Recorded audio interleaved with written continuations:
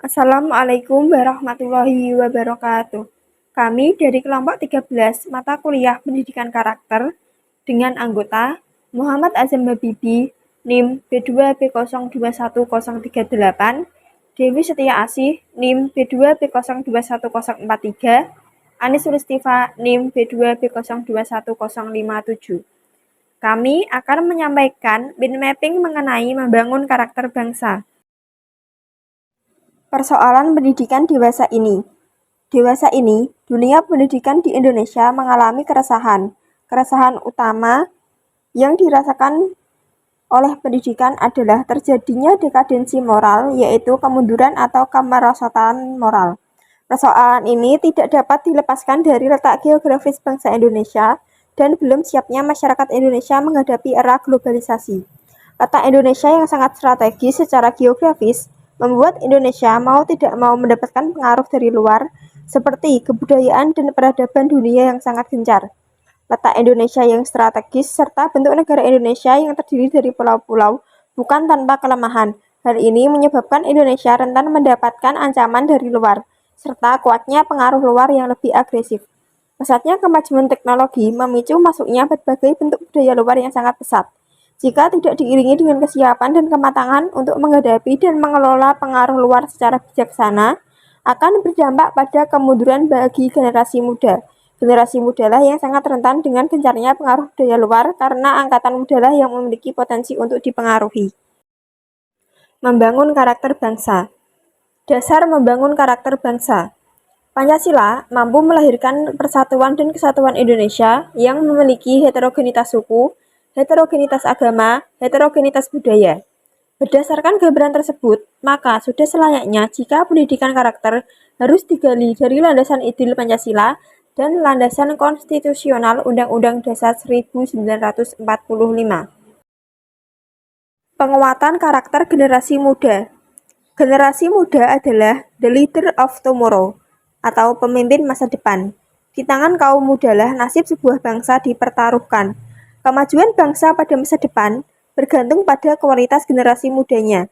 Hal ini mengindikasikan bahwa generasi muda dituntut harus memiliki kesiapan untuk menerima tongkat estafeta dari para pendahulu.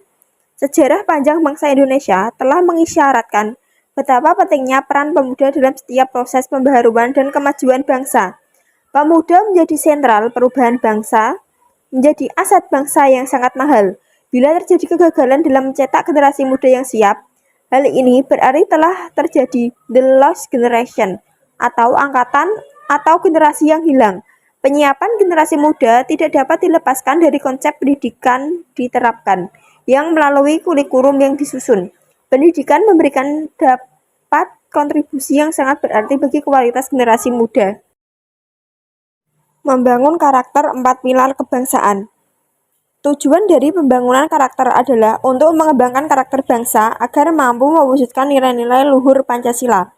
Pembangunan karakter ini berfungsi untuk mengembangkan potensi dasar agar berbaik hati, berpikiran baik, dan berperilaku baik.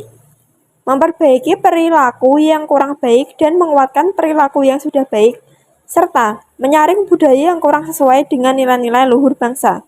Realita dan fenomena yang berkembang sekarang ini telah menunjukkan terjadinya pergeseran nilai etika dalam kehidupan berbangsa dan bernegara.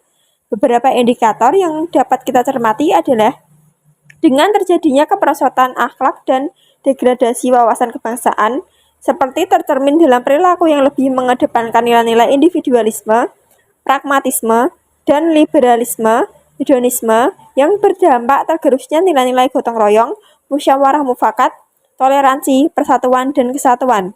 Hal ini mendorong dibentuknya 4 pilar kebangsaan. Melalui 4 pilar ini, generasi muda akan mempelajari, menghayati, dan menanamkannya dalam kehidupan berbangsa dan bernegara untuk menjadi bangsa Indonesia yang berkarakter kebangsaan.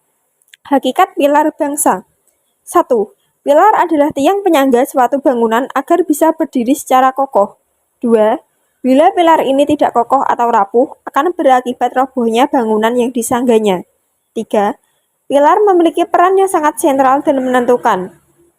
4 pilar kebangsaan tersebut meliputi 1. Pancasila. 2. Undang-Undang Dasar 1945. 3. Negara Kesatuan Republik Indonesia. 4. Bhinneka Tunggal Ika. Pentingnya 4 pilar kebangsaan bagi pendidikan karakter, maka perwujudannya menjadi hal yang mendasar untuk dilaksanakan. Relevansi pendidikan dengan multikulturisme. Peran pendidikan sangat strategis untuk mewujudkan multikulturisme pada peserta didiknya. Melalui pendidikan berbasis multikulturisme, setidaknya dapat berfungsi sebagai pelestari budaya atau kultur yang multi. Pendidikan dapat memberi arah pengenalan dan pendalaman nilai-nilai luhur budaya masyarakat sebagai suatu bangsa yang universal. Sebagai kelanjutannya adalah mengembangkan melalui penambahan nilai-nilai baru yang tidak bertentangan dengan nilai-nilai universal yang berlaku dalam masyarakat. Nilai baru ini diharapkan tidak mengganggu terhadap perpaduan keragaman budaya tradisional dan berguna untuk memperkaya budaya bangsa, memperkukuh jati diri dan kepribadian bangsa. Kemajuan bangsa tidaklah lahir dengan tiba-tiba, maka melalui pendidikan diharapkan cita-cita ini dapat terwujud, baik melalui pendidikan formal, informal, maupun non-formal. Ragam strategi perlu dikembangkan melalui penanaman nilai-nilai karakter, pemahaman dan toleransi antar budaya untuk membangun kehidupan multikultural yang sehat. Jaringan media komunikasi diharapkan ikut mendukung, memperkuat dengan media sensor dan korektor terhadap penyimpanan norma sosial yang terjadi.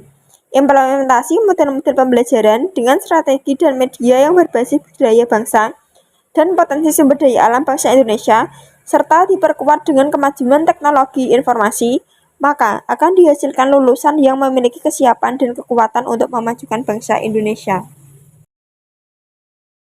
Gambaran karakter Indonesia dengan bangsa lain. 1. Korea. Negara progresif dan ekspansif. Setiap generasi mudanya diberikan pendidikan karakter yang berpijak pada sejarah perjuangan Korea melawan penjajahan. Bekerja keras, pantang menyerah. Korea menjadi bangsa yang unggul, cerdas, dan berdaulat. 2. Jepang. Maju dalam bidang ilmu pengetahuan dan teknologi karena mempunyai semangat untuk bersaing, berkompetensi, berinovasi, dilandasi dengan semangat perjuangan, kerja keras, dan berdikari. 3. Cina. Sering dikenal dengan negara peniru atau penjiplak. Cina mempraktikkan ekonomi berdikari dan melegitimasi sebagai bangsa yang unggul dalam ekspansi pasar global dan berdaulat. Karakter bangsa Indonesia. Bangsa Indonesia merupakan bangsa yang heterogen dan pluralis, jumlah penduduk terbesar di Asia Tenggara. Memiliki ideologi Pancasila sebagai ideologi pemersatu bangsa yang kokoh. Potensi untuk menjadi bangsa yang unggul, berdaulat, dan berdikari sangat besar. Untuk menjadi bangsa yang berdaulat, berdikari, dan unggul, maka setiap generasi muda harus memiliki karakter Pancasila. Mahasiswa dalam lintasan sejarah bangsa Indonesia. Dalam lintasan sejarah pergerakan mahasiswa, diperoleh gambaran adanya andil yang sangat besar oleh mahasiswa terhadap kemajuan bangsa ini, terutama di awal perebutan kekuasaan dari penjajah. Tanggung jawab mahasiswa selalu dituntut dan tertantang untuk selalu tampil terdepan, dengan segala konsekuensi dan kemampuannya. Inilah sesungguhnya nilai karakter yang harus selalu dipupuk dan dikembangkan pada diri mahasiswa sampai sekarang ini. Predikat mahasiswa adalah sebagai agent of change, sehingga harus memiliki kesiapan berjuang, berkorban, dan tampil terdepan. Adalah identik dengan mengukir diri dengan prestasi. Dunia pendidikan diharapkan sebagai motor penggerak untuk memfasilitasi perkembangan karakter, sehingga anggota masyarakat mempunyai kesadaran kehidupan berbangsa dan bernegara yang harmonis dan demokratis, dengan tetap memperhatikan sendi-sendi negara Kesatuan Republik Indonesia dan norma-norma sosial di masyarakat yang telah menjadi kesepakatan bersama. Demikian yang dapat kami sampaikan. Sekian, terima kasih. Wassalamualaikum warahmatullahi wabarakatuh.